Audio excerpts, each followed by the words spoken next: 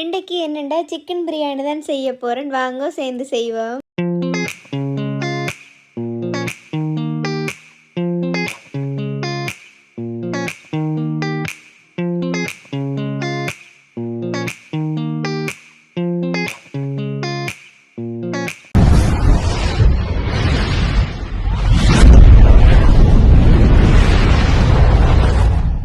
நான் இன்றைக்கி 2 பிரிவாக சிக்கன் எடுத்து வச்சுருக்கிறேன். 2லேயுமே 5 லெக் பீஸ் தான் எடுத்தேன்.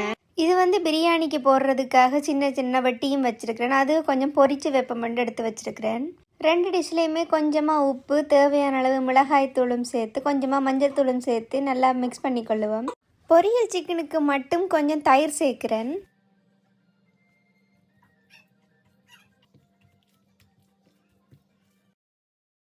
அதே மாதிரி இப்போ இதையும் மிக்ஸ் பண்ணி எடுத்துக்கொள்ளுவோம். இப்போ பிரியாணிக்கு தேவையான வெங்காயம், பச்சை மிளகாய், தக்காளி பழம், இஞ்சி உள்ளி பேஸ்ட் எல்லாத்தையுமே ரெடி பண்ணுவோம்.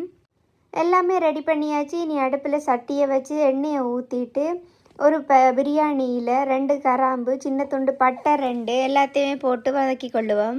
இப்போ தேவையான அளவு தாராள மனசோட நிறைய வெங்காயத்தை போடுங்க. ஏன்னா பிரியாணிக்கு வெங்காயம் தான் நல்ல டேஸ்ட்டை கொடுக்கும். வெங்காயம் எவ்வளோத்துக்கு எவ்வளோ வதங்கி நல்ல கண்ணாடி பதத்துக்கு வருதோ அவ்வளோ வாசனையாக இருக்கும் பிரியாணி. இந்த மாதிரி நல்லா வதங்கின பிறகு ஒருக்கா கலந்து விட்டுட்டு இஞ்சி உள்ளி பேஸ்ட்டு அதில் கலந்து அந்த இஞ்சி உள்ளி பேஸ்ட்டு பச்சை வாசனை போகும் வரைக்கும் கொஞ்சம் வதக்கி போட்டு தேவையான தக்காளி பழத்தை போடுவோம். நான் இன்றைக்கி 2 மீடியம் சைஸ் தக்காளி பழம் வெட்டி எடுத்து வச்சுருக்கிறேன். இப்போ அதை நல்லா வதக்குவோம். தக்காளி பழம் நல்லா மசிகிற அளவுக்கு வெந்து வரணும். இப்போ 2 பச்சை மிளகாய் வெட்டி வச்சுருக்கேன். அதையும் போட்டு கொஞ்சம் கலந்து கொள்ளுங்க. அது நல்லா வதங்குற அந்த கேப்பில் இங்கால வெங்காய சம்பல் போடுவோம். அதுக்கு ஒரு வெங்காயத்தை நீளமாக வெட்டி வச்சுருக்கேன். அதுக்குள்ளே கொஞ்சமாக தயிர், கொஞ்சமாக உப்பு, கொஞ்சமாக மிளகுத்தூள் சேர்த்து நல்லா மிக்ஸ் பண்ணி எடுத்தால் இது ரெடி ஆயிரும். சில பேர் தக்காளி பழம் போடுறவையும் சில பேர் போடுற இல்லை. நான் இன்றைக்கி போட இல்லை. இங்கால தக்காளி பழமெல்லாம் நல்லா மசிஞ்சு நல்லா வெந்து வந்துட்டுது. இதுக்கு 2 கரண்டி தயிர் சேர்த்தா நல்லா இருக்கும். என்கிட்ட தயிர் முடிஞ்சுது. இருந்த தயிர் டப்பாவை தண்ணி ஊற்றி கழுவி அப்படியே ஊற்றிட்டுருக்கேன். நீங்கள் 2 கரண்டி தயிர் சேர்த்துக்கொள்ளுங்க, நல்லா டேஸ்ட்டாக இருக்கும்.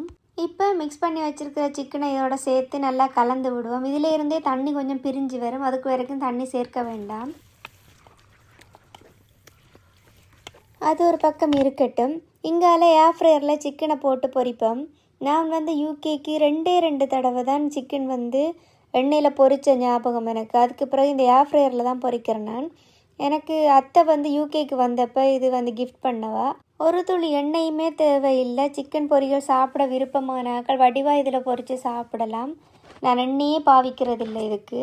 இந்த மாதிரி மெரினேட் பண்ண சிக்கனை இதுக்குள்ளே வச்சுட்டு மூடிட்டு ஆன் பண்ணி விட்டால் சரி. இதில் டைமர் எதுவுமே செட் பண்ண வேண்டிய அவசியமே இல்லை. ஹீட்டை மட்டும் செட் பண்ணி விட்டால் சரி. ஓவன் எப்படி யூஸ் பண்ணுவோமோ அதே மாதிரி தான் இதையும் யூஸ் பண்ணுறது. இப்போ இதில் நல்லா தண்ணி பிரிஞ்சு வந்திருக்குது. இப்போ ஒரு கைப்பிடி அளவு கருவேப்பிலை போடுறேன். என்னட்ட மல்லியில் இல்லை. ஒரு கைப்பிடி அளவு கருவேப்பிலை போட்டுட்டு கொஞ்சமாக தேவையான அளவு உப்பு இப்போதைக்கு போட்டுக்கொள்ளுவோம். தேவையான அளவு மிளகாய் தூளும் போட்டுக்கொள்ளுவோம். 2 கரண்டி நான் போட்டிருக்கிறேன்.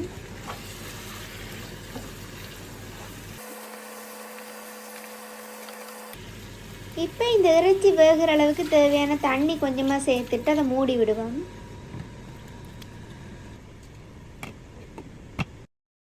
ஒரு கொஞ்ச நேரத்துலேயே சிக்கன் நல்லா வெந்துட்டுது. இப்போ அதை திறந்து பார்த்து ஒருக்கா கலந்து விட்டுட்டு நான் 4 கப் பாசுமதி ரைஸ் இன்றைக்கு எடுத்துருக்கிறேன். அந்த 4 கப் ரைஸையுமே சேர்த்துக்கொள்ளுவோம். 1 கப் பாசுமதி ரைஸுக்கு 1.5 கப் தண்ணி, இதுதான் அளவு. நான் 4 கப் ரைஸுக்கும் 6 கப் தண்ணி எடுத்திருக்கிறேன். இந்த ஸ்டேஜில் ஒரு தடவை உப்பு பார்த்துட்டு உங்களுக்கு தேவையான உப்பு போட்டுக்கொள்ளுங்க. இந்த ஸ்டேஜில் கொஞ்சமாக உப்பு கொஞ்சம் கூட கறிக்கணும். அப்போ தான் ரைஸ் எல்லாம் சேர்ந்து வர உப்பு சரியாக இருக்கும். ஒரு 10 நிமிஷத்துக்கு பிறகு அதை திறந்து பார்த்து திரும்ப ஒருக்கா கலந்து போட்டு மூடிக்கொள்ளுவோம்.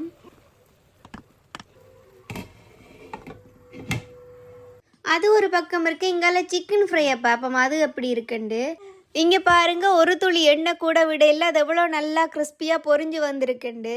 Chicken fry தயாராகியாச்சு. நீங்களும் இந்த மாதிரி ஏர் ஃப்ரையில் ட்ரை பண்ணி பாருங்க. இங்கால பாருங்க, ஆவி பறக்க பிரியாணி தயாராகியாச்சு.